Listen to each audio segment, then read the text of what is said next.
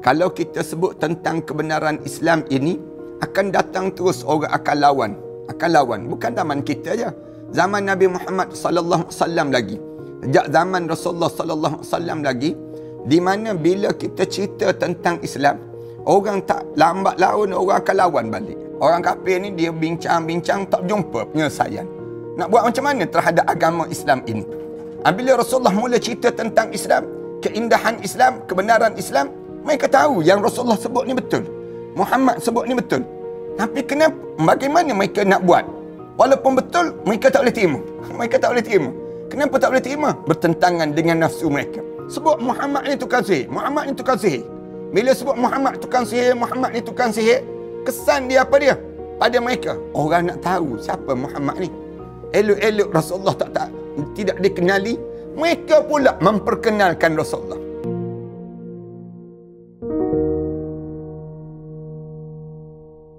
Assalamualaikum warahmatullahi ta'ala wabarakatuh. Alhamdulillahirabbil alamin. Wassalatu wassalamu ala asyrafil anbiya'i wal mursalin wa ala alihi wa sahbihi ajma'in. Subhanaka la ilma lana illa ma 'allamtana innaka antal alimul hakim. Rabbi shrah li sadri wa yassir li amri wahlul 'uqdatam min lisani yafqahu qawli. Rabbi yassir wa la tu'assir wa tammim bil khair, amma ba'd.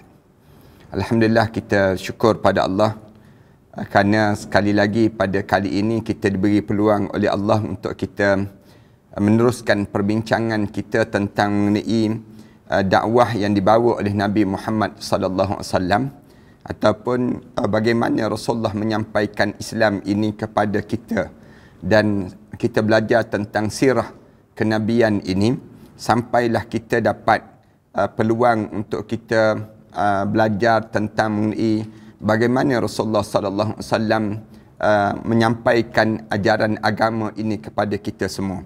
Hari ini kita sampai pada tajuk menyatakan kebenaran secara terbuka dan bagaimana tindak balas orang musyrikin terhadap ajaran yang dibawa oleh Rasulullah sallallahu alaihi wasallam.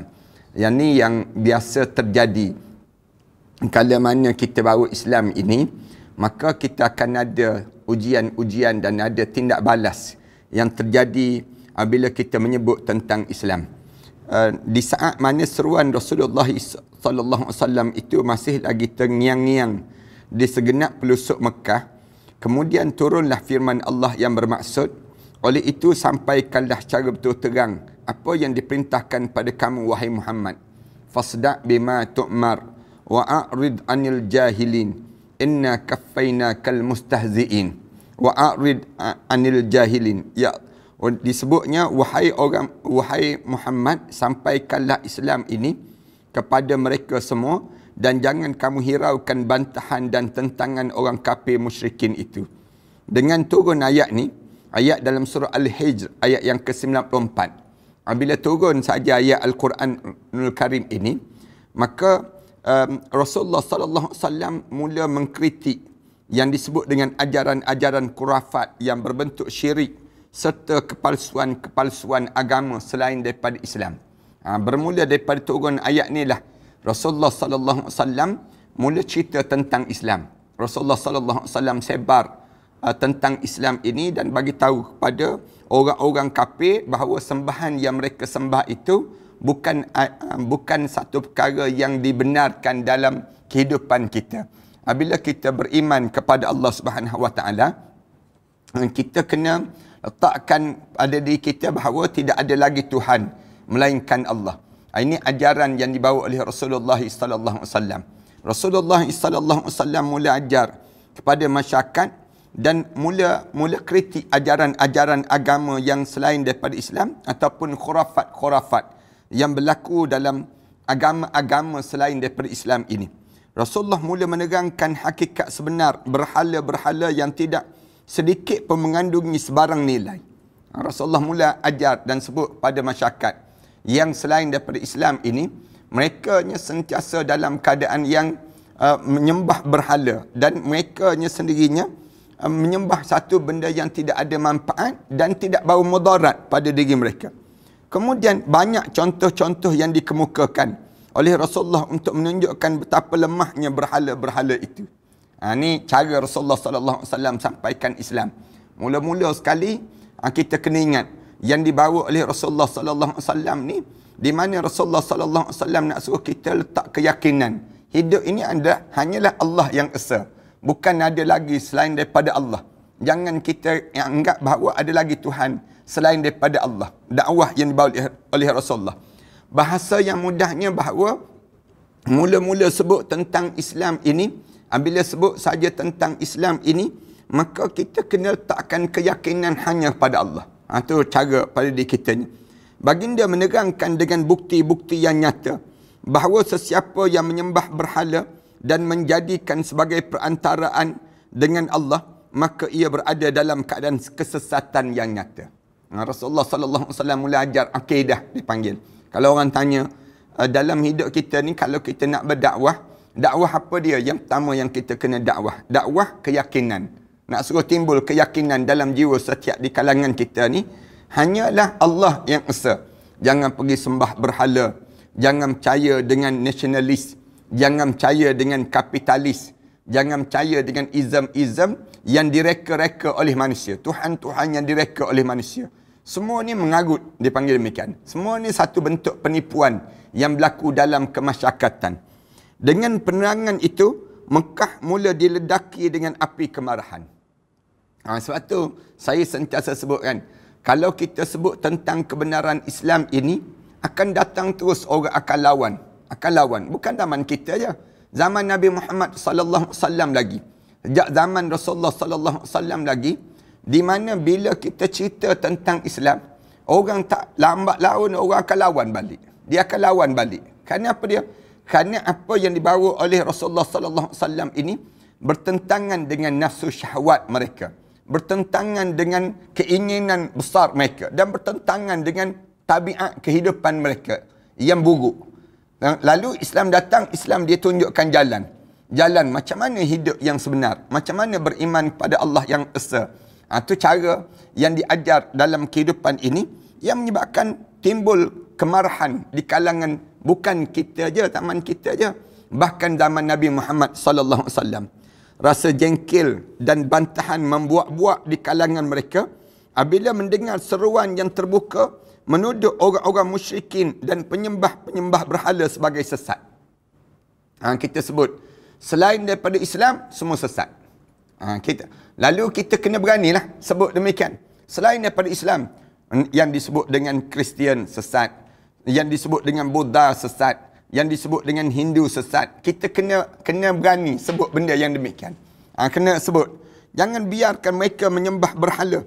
Ianya bagaikan halilintar yang memanah awan mendung, lalu berdentumlah guruh dan juga kilat. Gambaran waktu mana Rasulullah sebut saja tentang Islam ni, macam gelap jawan, tiba-tiba datang petir. Bila petir itu berdentum-dentum terus. Cas positif dan negatif itu berlaku. Lantas bergoncanglah suasana yang selama ini damai dan tenteram. Itu yang timbul orang kata Islam, yang orang kafir ni, mereka sentiasa sebut bahawa orang Islam ni pemecah belah disebut. Memecah belah konon-kononnya. Padahal kekufuran itulah pemecah belah. Kejahilan itulah pemecah belah. Bukannya Islam pemecah belah. Islam ni membawa kepada penyatuan. Penyatuan apa dia? Penyatuan kepada Allah yang esa. Itu Islam, ajaran agama. Lantaran itu, orang-orang Quraisy bingkah bangun untuk mengekang kemarahan suatu perubahan yang tiba-tiba tercetus. Di waktu mana Rasulullah sallallahu alaihi wasallam mula sebut saja begitu, bangun terus orang-orang kafir Quraisy. Bangun orang-orang kafir ni mengekang kemarahan Islam dalam perubahan yang tiba-tiba terjadi dalam masyarakat di saat itu.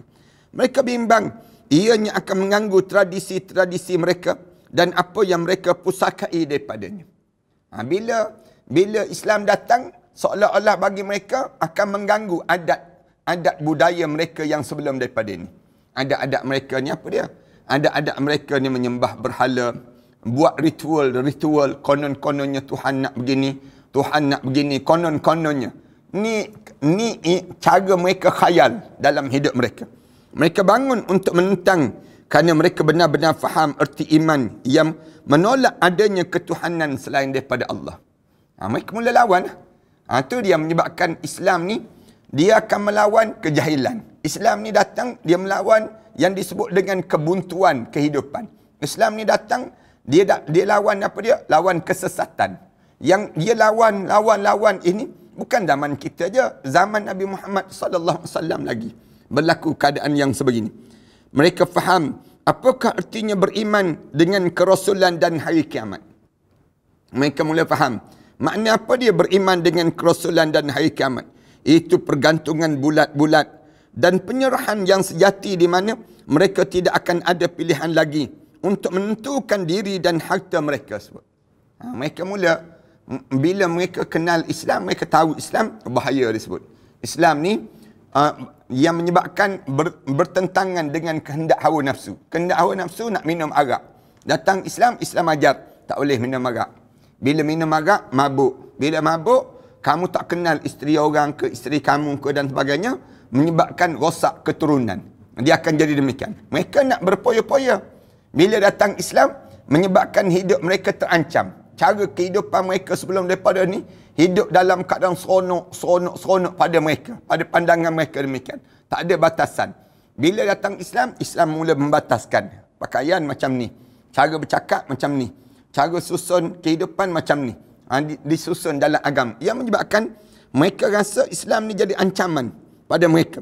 Apatah lagi terhadap orang lain. Bagi mereka ni Islam menjadi ancaman. Ini bererti hilanglah hak ketuanan dan kebesaran mereka terhadap orang-orang Arab lain sebagai pemimpin agama. Yang mereka memang ialah di mana ketuanan mereka dan yang disebut dengan kebesaran mereka terhadap orang-orang Arab yang lain habis. Kenapa dia? Disebabkan Islam. Islam dia datang, dia meletakkan persamaan. Manusia ni sama. Tak ada beza. Kamu raja ke, kamu ustaz ke, kamu yang berhormat ke, kamu tidak ada nilai sesen pun di sisi Allah di saat ini kecuali bertakwa pada Allah. Berlumba menjadi manusia yang bertakwa pada Allah ini menjadikan hidup jadi mulia.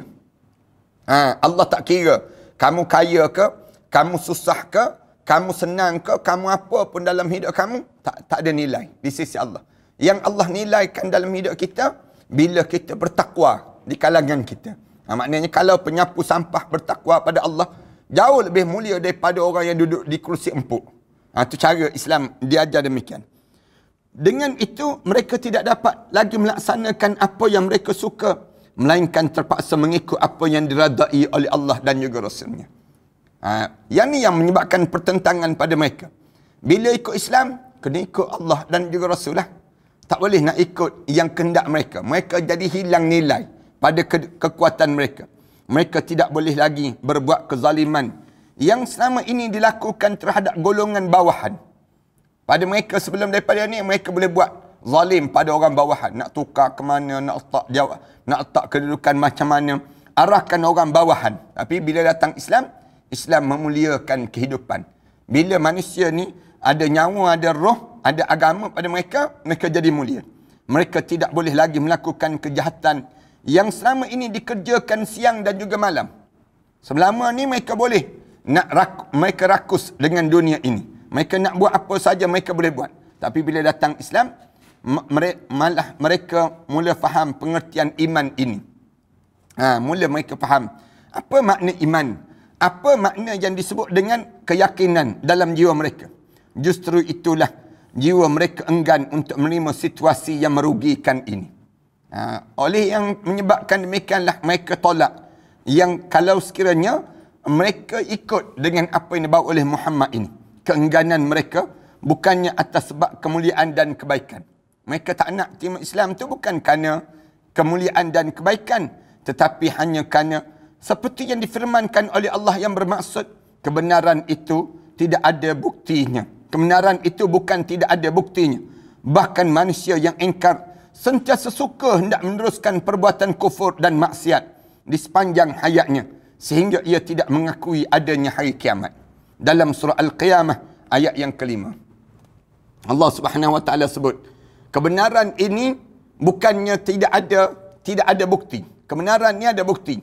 Tapi oleh kerana manusia ni hidup dia dalam keadaan dia ni lawan Allah, dia tak suka dengan kebenaran. Orang yang tak pernah semayang, dia tak suka dengan orang semayang. Orang yang tak tutup aurat, dia tak suka dengan orang yang tutup aurat. Dia akan jadi demikian. Kenapa yang dia tak suka ni? Salah ke tutup aurat? Tak salah tutup aurat. Tapi yang dia yang tak tutup aurat tu salah. Sepatutnya demikian. Tapi oleh kerana apa dia? Kerana dia nak besarkan hawa nafsu dia. Dia nak besarkan kehendak dia, jawatan dia, kemuliaan pada diri dia, konon-kononnya. Yang menyebabkan dia terpaksa tunduk kepada Islam. Dia tak nak terima keadaan yang sebegitu. Semua itu mereka faham benar tentang Islam. Akan tetapi, apakah yang bakal mereka lakukan untuk menghadapi seorang lelaki yang benar dan dipercayai ini? Macam mana mereka nak lawan Nabi Muhammad? Mereka mula fikir semenjak daripada Rasulullah sallallahu alaihi wasallam jadi nabi dan juga rasul itu, seorang yang paling dicontohi membawa nilai-nilai kemanusiaan dan kemuliaan akhlak. Rasulullah sallallahu alaihi wasallam ni bukan sembarangan dipanggil. Orang yang tak pernah buat jahat. Rasulullah tak pernah kacau anak dara orang. Rasulullah tak pernah kacau rumah tangga orang. Rasulullah tak pernah kacau kehidupan seseorang. Yang Rasulullah sallallahu alaihi wasallam nak suruh ubah dalam hidup masyarakat ni apa dia? Menjadikan diri dia daripada buruk menjadi baik. Menjadi dalam keadaan yang hina menjadi mulia. Islam datang ni untuk mengangkat darjat seseorang. Mereka tidak pernah menemui tolak bandingnya sepanjang sejarah nenek moyang dan kaum mereka tersebut. Apakah yang patut mereka lakukan? Apakah yang patut mereka lakukan? Jelas, mereka kebingungan untuk menghadapi kemelut ini. Dan patut benarlah mereka itu berada dalam kebingungan. Mereka pun jadi kelam kabut lah. Bila Rasulullah sallallahu alaihi wasallam membawa Islam, jadi hidup mereka ni, orang-orang kafir di waktu mana Rasulullah bawa Islam ni, jadi bingung. Macam mana kita nak buat ni terhadap Muhammad? Dia bawa ajaran agama yang betul, tapi bertentangan dengan nafsu kita. Bertentangan dengan keadaan diri kita. Yang menyebabkan akhirnya mereka ni terfikir-fikir nak buat macam mana dalam hidup. Semua setelah puas mereka berfikir, mereka masih lagi buntu untuk mendapatkan penyelesaian, melainkan terpaksa datang pada bapa saudara Nabi Muhammad sallallahu alaihi wasallam. Orang kafir ni dia bincang-bincang tak jumpa penyelesaian. Nak buat macam mana terhadap agama Islam ini? Bila Rasulullah mula cerita tentang Islam, keindahan Islam, kebenaran Islam, mereka tahu yang Rasulullah sebut ni betul. Muhammad sebut ni betul. Tapi kenapa? Bagaimana mereka nak buat? Walaupun betul, mereka tak boleh terima. Mereka tak boleh terima. Kenapa tak boleh terima? Bertentangan dengan nafsu mereka. Nafsu mereka nak berzina. Nafsu mereka nak minum arak. Nafsu mereka nak buat sembarangan pada orang bawahan, boleh saja. Tiba-tiba datang Muhammad bawa Islam. Islam ni pula betul. Islam ni pula ajaran yang benar. Kami nak buat macam mana? Akhir mereka pilih untuk berjumpa dengan bapa saudara Rasulullah sallallahu alaihi wasallam, Abu Talib. Mereka memintanya supaya menghalang anak saudaranya daripada meneruskan kerja-kerja yang sedang dilakukan. Mereka jumpa dengan Abu Talib. Mereka sebut ada Abu Talib, tolong bagi tahu pada Muhammad itu berhenti daripada menyebarkan Islam ini. Untuk memperkuatkan alasan agar gesaan itu nanti menampakkan keseriusan dan benar-benar, mereka mengatakan, mereka sebut apa dia? Nak tunjuk bersungguh-sungguhnya. Sesungguhnya seruan supaya meninggalkan Tuhan-Tuhan mereka dan menuduh Tuhan-Tuhan itu tidak berguna dan berkuasa adalah satu kutukan dan penghinaan yang hebat. Tuduhan itu memperbodohkan dan menyesatkan nenek moyang mereka yang turun-temurun berpegang dengan agama ini. Inilah idea yang mereka temui untuk disampaikan pada Abu Talib. Lalu mereka pun segera untuk menjalankan tugasan demikian. Mereka fikir, dia kata, sungguhnya seruan yang dibawa oleh Muhammad ni supaya meninggalkan Tuhan-Tuhan dan menuduh Tuhan kita tidak berguna dan tidak berkuasa adalah satu kutukan dan penghinaan. Ini cara mereka sebut demikian. Ada di kalangan kita pun begitu zaman kita ni. Kalau orang kita bagi tahu yang ni tak betul dengan ibadah, dia pun jawab balik, nenek moyang kita dah buat dah, dia sebut. Takkanlah kita nak kutuk nenek moyang kita, dia kata. Bila kamu tuduh kepada amalan yang kita buat ini benda yang salah, maknanya kamu kutuk nenek moyang kami. Itu cara mereka lakukan dengan Nabi Muhammad sallallahu alaihi wasallam. Sejak zaman Rasulullah, zaman kita, idea sama yang mereka lakukan. Rombongan Quraisy ini datang berjumpa dengan Abu Talib. Akhirnya mereka kata, kita kena berjumpa dengan Abu Talib, bagi tahu Muhammad ni telah mengancam ajaran agama kita. Ibnu Ishaq berkata, Berapa orang lelaki bernama yang ternama daripada kalangan Quraisy pergi berjumpa dengan Abu Talib. Mereka pun 2-3 orang pergi berjumpa dengan Abu Talib. Mereka berkata, wahai Abu Talib, sesungguhnya anak saudara kamu telah mengutuk Tuhan-Tuhan kita. Itu kata-kata mereka. Abu Talib dia kata, kami datang ni kerana anak saudara kamu tu telah kutuk Tuhan-Tuhan kita. Mengaibkan agama kita. Menghina agama kita. Memperbodohkan akal fikiran kita. Dan menuduhkan sesat nenek moyang kita. Dia sebut demikian. Muhammad ni, dia sebut pada Abu Talib. Dia ni, ada dia benda yang dia teruk ni. Antara benda yang teruknya, dia kutuk Tuhan kita. Dia kata Tuhan kita ni bodoh. Kemudian, mengaibkan agama kita. Menghina agama kita, wahai Abu Talib. Kamu pun sama dengan kami juga, disebut. Kemudian, memperbodohkan akal fikiran kita. Macam kita ni bodoh sangat. Dia sebut demikian. Dan menuduh sesat nenek moyang kita. Dia boleh sebut. Muhammad ni, dia mengajar pada kita, nenek moyang kita ni sesat, dia sebut. Oleh kerana itu, hendaklah kamu halang dia, ataupun biarkan kami menyelesaikan masalah ini antara kami dan dia. Sebut pada Abu Talib. Abu Talib dia kata, kalau kamu tak nak halang, biar kami yang halang Muhammad ini. Kemudian, kamu juga seperti kami yang tidak sama pegangan dengan Muhammad, kan? Dia sebut. Kamu Abu Talib sama dengan kami, kan? Sama-sama kita ni tak sepahaman dengan Muhammad itu. Justru itu, biarlah kami menyelesaikannya. Maknanya, biar kami yang buat putusan terhadap Muhammad. Lalu Abu Talib menjawab cadangan mereka itu. Abu Talib jawab dengan suara yang lemah lembut dan menolak permintaan mereka dengan baik. Abu Talib kata, tak boleh. Dia anak saudara aku. Walaupun aku ni sama dengan agama, sama dengan kamu. Tapi dia ni orang yang baik. Kemudian mereka pun bila dengar Abu Talib tolak ni, mereka pun beredar. Dan Rasulullah terus menjalankan peranan dia untuk menzahirkan agama Allah ini dan menyeru ke arah kebaikan, ke arah agama Allah SWT. Rasulullah tak berhenti. Walaupun datang tekanan-tekanan minta supaya Muhammad ni berhenti berdakwah. Jangan sebarkan tentang Islam ini. Tapi Rasulullah teruskan juga. Bila begitu, sepanjang tempoh tersebut, orang Quraisy digusari dengan satu perkara yang lain pula. Iaitu dakwah Rasulullah secara terbuka. Ni yang menyebabkan orang kafir Quraisy ni bimbang. Tengok peliklah Muhammad ni. Dulu tak main Facebook, sekarang main Facebook. Semua kita. Dulu Muhammad ni tak pernah terlibat dengan TikTok, sekarang terlibat dengan TikTok pula. Ni cara dakwah mereka demikian. Mereka mula bimbang. Rasulullah dah mula berdakwah cara terbuka.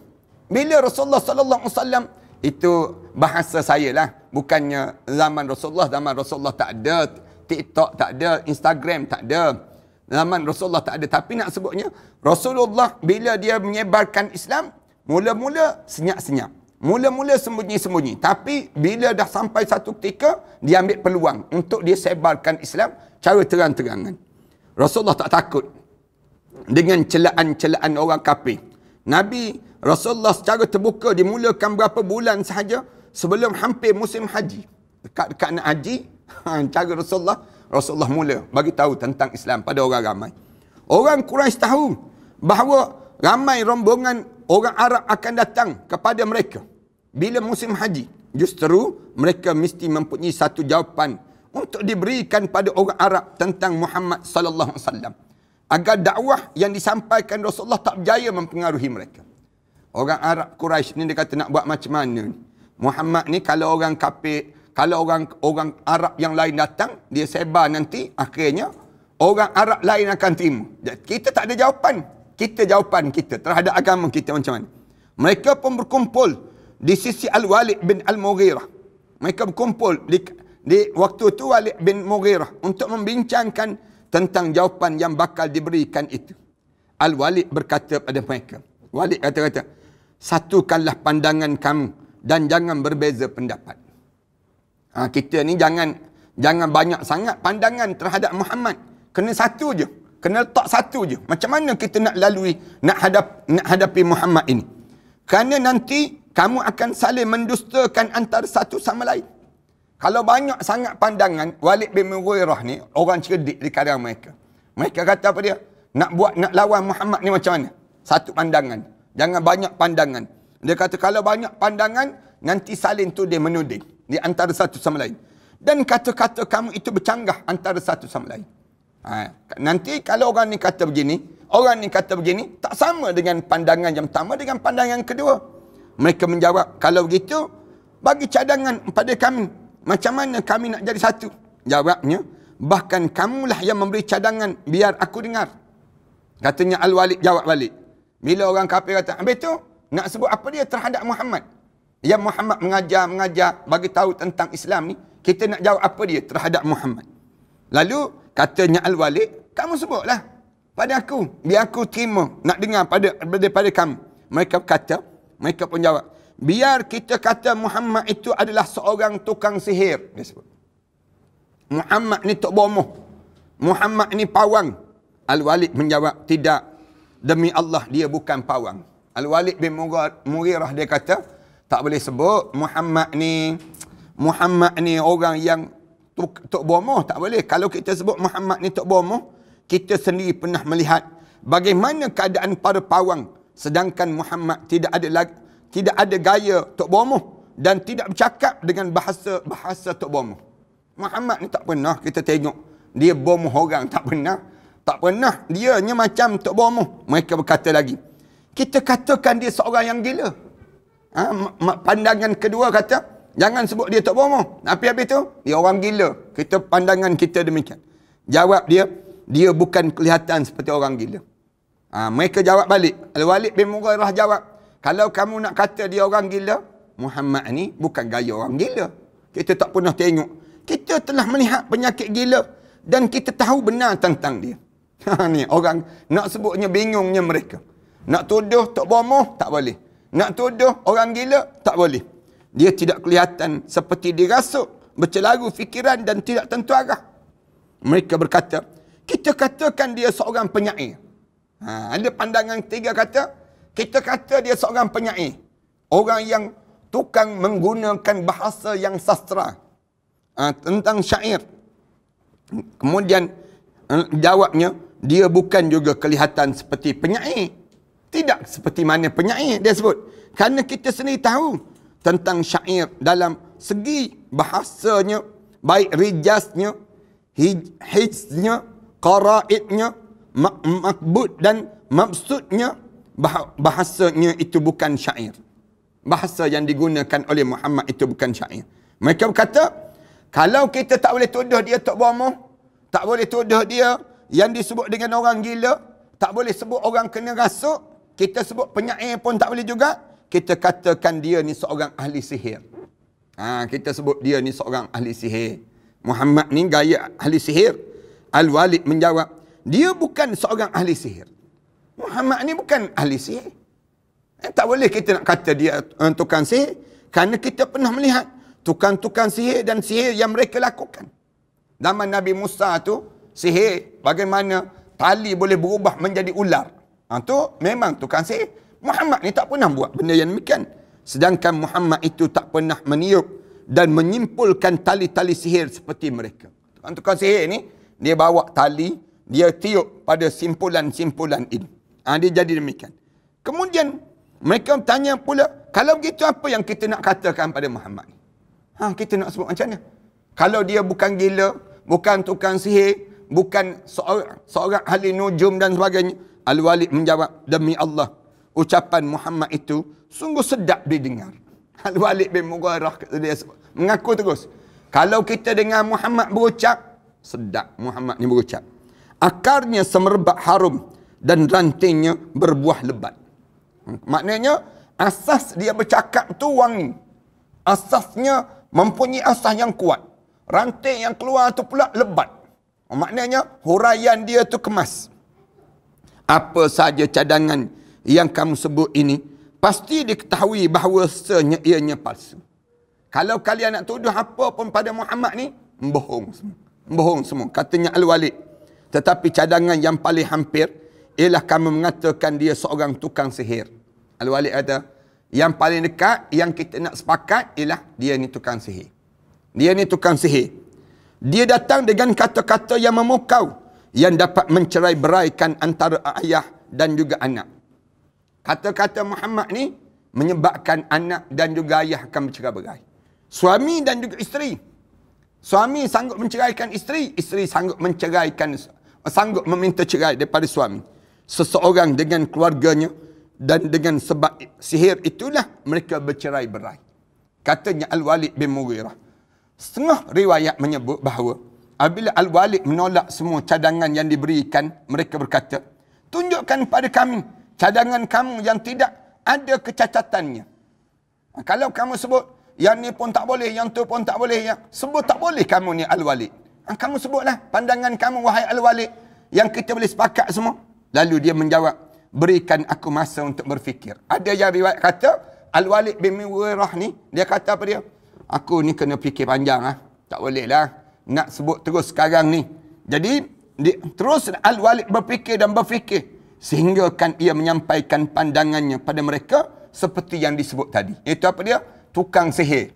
Muhammad ni, kalau kita nak sebut yang paling dekat dengan yang disebut dengan pandangan kita untuk satu, dengan orang Arab yang datang untuk musim haji ni, kita kata Muhammad ni tukang sihir. Kepada Al-Walid, Allah menurunkan 16 ayat surah Al-Muddathir, iaitu daripada ayat yang ke-11 hingga ayat yang ke-16. Di dalam ayat-ayat itu diceritakan perihal bagaimana dia berfikir. Allah cerita tentang cara Al-Walid bin Mughirah ni berfikir. Cerita tentang perangai Al-Walid ni 16 ayat dalam surah Al-Muddathir, daripada ayat 11 hingga ayat yang ke-16. Innahu fakkara wa qaddar faqutila kaifa qaddar summa qutila kaifa qaddar summa nazar summa abasa wa basar summa adbara wastakbar faqala in hadha illa sihrun yu'thar in hadha illa qaulul bashar. Ini ayat yang Allah cerita tentang bagaimana Al-Walid bin Mughirah ni dia berpandangan, nak bagi pandangan terhadap Rasulullah ni, nak lawan, nak bagi tahu pada orang Arab yang datang ni, Muhammad ni tukang sihir. Dia kata apa dia? Innahu fakkara wa qaddar. Allah Subhanahu wa taala sebut, kerana sesungguhnya ia telah memikirkan dan mereka berbagai tuduhan terhadap Al-Quran, maka binasalah dia hendaknya. Bagaimanakah dia berani mereka yang demikian? Fakutila kaifa qaddar. Allah kata mati terbunuhlah dengan rekaan-rekaan yang mereka reka-rekakan itu. Summa qutila kaifa qaddar. Kemudian ia merenung dan memikir berkali-kali jalan mencaci Al-Quran, tetapi ia tetap gagal. Summa nazar. Kemudian dia pandang lagi. Summa abasa wa basar. Setelah itu ia memasamkan muka serta bertambah masam berkerut di dahi mereka. Summa adbara wastakbar. Kemudian dia berpaling daripada kebenaran dan berlagak sombong dan juga angkuh. Orang yang jadi demikian. Kemudian faqala in hadza illa sihrun yu'sar. Serta mereka mengatakan Al-Quran ini tidak lain hanyalah sihir yang dituntut serta dipelajari daripada orang-orang yang terkesan kepadanya. Kemudian in hadza illa qaulul bashar. Ini tidak lain hanyalah kataan rekaan manusia semata-mata. Setelah mana bersetuju untuk menerima keputusan tersebut, mereka pun mula melaksanakan. Akhirnya mereka berkata tak apalah, biarlah kita pegang Muhammad ni tukang sihir. Muhammad ni tukang sihir. Mereka mula post dalam Facebook mereka. Mereka mula share, mereka mula sebut dalam Instagram mereka. Mereka mula sebarkan tentang mengenai apa dia? Muhammad ni tukang sihir. Muhammad ni tukang sihir. Di awal-awal kenabian Rasulullah sallallahu alaihi wasallam ini, mereka duduk di pinggir-pinggir jalan ketika mana orang ramai telah mula datang untuk menunaikan haji. Mereka duduk tepi-tepi jalan, mereka sebut, kalau kamu jumpa Muhammad, kamu kena ingat, dia tukang sihir. Dia tukang sihir. Dia duduk tepi-tepi jalan untuk bagi tahu pada orang ramai tentang mengenai Muhammad ni tukang sihir. Setiap orang yang lalu lalang di jalan-jalan itu, mereka sampaikan amaran agar berhati-hati terhadap Muhammad. Bila ada orang lalu je nak datang melaksanakan ibadah haji, dia tegur terus. Berhati-hati ya, ada tukang sihir dekat Mekah ni. Tukang sihir ni bahaya. Sekarang ni, nama dia Muhammad. Dan mereka pun menyebut perihal Muhammad itu sebagaimana mereka rancangkan. Tengok bagaimana mereka merancang, Allah juga merancang. Mereka merancang apa dia? Sebut Muhammad ni tukang sihir. Muhammad ni tukang sihir. Bila sebut Muhammad tukang sihir, Muhammad ni tukang sihir, kesan dia apa dia? Pada mereka, orang nak tahu siapa Muhammad ni. Elok-elok Rasulullah tidak dikenali, mereka pula memperkenalkan Rasulullah. Sebab tu kita kena ingat betul-betul. Kalau ada orang caci maki kita, tak usahlah balas dalam Facebook. Tak usah balas dalam Facebook. Cara dia apa dia? Saman je orang tu. Saman je orang tu, senang. Buat pergi ke mahkamah. Kalau kita balas dalam Facebook, mereka akan apa dia? Mereka rasa mereka glamour. Mereka padahal mereka tak glamour langsung. Mereka kita tak kenal pun. Orang caci maki kita kan. Dalam Facebook ke, dalam apa pun. Jangan kita balas. Kalau kita balas, tengok Rasulullah bukan Rasulullah balas balik pun. Rasulullah buat satu lagi pasukan untuk membalas yang kata-kata orang kafir ni. Tak. Rasulullah biar. Bila Rasulullah biar, naik nama Rasulullah. Tengok cara Rasulullah berdakwah. Sama juga dalam kita. Orang kita ni, kadang-kadang saya tengok dalam Facebook ke orang caci maki dia. Dia pun balas balik dalam Facebook. Dalam TikTok, tak sepandangan dengan dia. Dia pun balas balik. Pandangan sebut. Tak payah. Tak perlu kita nak balas. Jangan balas. Kalau kita balas, naik balik dia. Naik dia.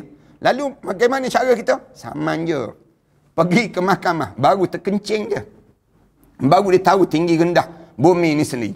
Ni kena dilakukan demikian. Biajar kepada mulut-mulut yang jahat-jahat itu, yang sentiasa menghina kita tu, dengan ajaran apa dia? Biar dia kenal tinggi langit dan juga rendahnya bumi ini. Nak disebut dengan gambaran berbeza cara permainan kita dengan cara permainan mereka. Cara demikian. Saya sendiri bila orang yang tuduh macam-macam gaya pada saya kata kita jumpa dekat mahkamah senang. Lebih baik. Biar kita kata tak ada duit ustaz. Ada tu Allah akan kurniakan sumbangan-sumbangan. Dan kita kena bersedia dengan keadaan yang bagaimana keadaan dunia kita sekarang ni, suasana hidup dalam keadaan yang begitu. Dalam suasana kita ni. Orang-orang yang mempelai tindakan itu siapa dia? Abu Lahab sendiri. Abu Lahab sendiri. Yang pernah menyambut kelahiran Rasulullah, dia sendiri yang lawan Rasulullah. Pelik tak peliknya? Ketika Rasulullah SAW pergi berjumpa manusia, semasa musim haji di rumah-rumah mereka, di pasar Unkas, Majannah dan Diyaul Majas, untuk mengajak mereka kepada agama Allah. Pada masa itu Abu Lahab mengikut di belakang. Abu Lahab duduk kat belakang. Sambil berkata, jangan ikut cakap orang ni. Abu Lahab kerja dia, duduk belakang Rasulullah tu, dia sebut, jangan ikut orang ni, jangan ikut orang ni. Dia tuduh Rasulullah. Dia ni orang yang keluar agama dan pembohong. Dia sebut demikian. Dia ni orang yang keluar agama dan pembohong. Tindakan itu akhirnya menyebabkan orang-orang Arab yang datang ke Mekah pada musim haji tahun itu membawa berita tersebut keluar. Lalu tersebarlah cerita tentang di segenap pelosok tanah Arab tentang adanya kedatangan Nabi akhir zaman, iaitu Nabi Muhammad sallallahu alaihi wasallam. Ni kita berhenti setakat ni lah, insya-Allah. Kita akan cerita lagi tentang bagaimana cara menentang dakwah yang berbagai-bagai mereka lakukan untuk menentang dakwah yang dibawa oleh Nabi Muhammad sallallahu alaihi wasallam ini pada perbincangan kita pada masa yang akan datang nanti, dalam membincangkan tentang cara Rasulullah membawa dakwah Islam ini pada kita semua. Terima kasih pada sahabat-sahabat yang mengikuti sama ada secara langsung dan juga secara tidak langsung ini, masuk dalam sahabat-sahabat yang dalam subscribe dalam YouTube, sahabat-sahabat yang dalam TikTok, sahabat-sahabat yang dalam Instagram, sahabat-sahabat yang dalam Facebook, kalian yang turut share dan juga turut yang sama subscribe terhadap apa yang telah kita bincangkan ini. Mudah-mudahan Allah rahmati kita dan Allah berkati kita semua. Aqul qouli hadza astaghfirullah li wa lakum. Wassalamualaikum warahmatullahi taala wabarakatuh. Bismillahirrahmanirrahim. Alhamdulillahirabbil alamin. Wassalatu wassalamu ala asyrafil anbiya'i wal mursalin wa ala alihi wa sahbihi ajma'in. Rabbana iftah bainana wa baina qaumina bil haqq wa anta khairul fatihin. Rabbana hab lana min azwajina wa dhurriyyatina qurrata a'yun waj'alna lil muttaqina imama. Rabbana atina fid dunya hasanah wa fil akhirati hasanah wa qina adzabannar. Sallallahu ala Muhammad wa ala alihi wa sahbihi wasallam. Alhamdulillahirabbil alamin.